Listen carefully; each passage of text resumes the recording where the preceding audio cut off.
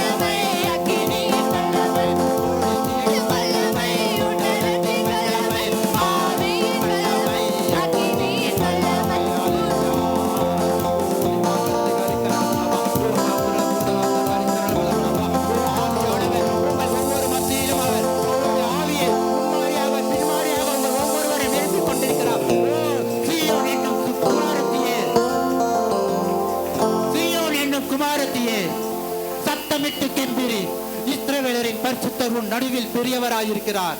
அவர் உன்னை ஆவியின் வரங்களினால் அபிஷேகித்துக் கொண்டிருக்கிறார்.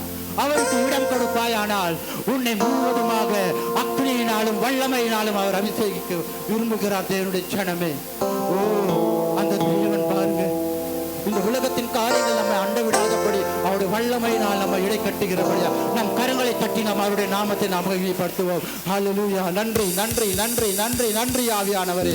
ஹல்லேலூயா. யோசனையில் பெரியவரே, ஆராதனை ஆராதனை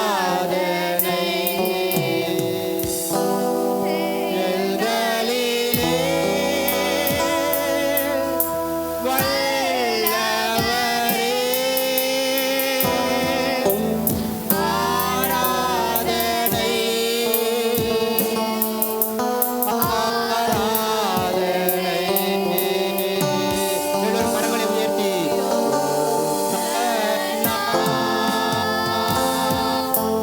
உன்னத தேவனே, ஓசன்னா ஓசன்னா ஓசன்னா ஓசன்னா ஓசன்னா ஓசன்னா சிலுவையினால் மீட்டவரே, நாம் வெள்ளியினாலும் பொன்னினாலும் மீட்கப்படாமல் சிலுவையினாலே மீட்கப்பட்டிருக்கிறோம். சிறகுகளால் மூடுபவரே, ஆராதனை ஆராதனை ஓசன்னா உன்னத தேவனே, ஓசன்னா ஓசன்னா ஓசன்னா ஓசன்னா ஓசன்னா ஓசன்னா பரிசுத்த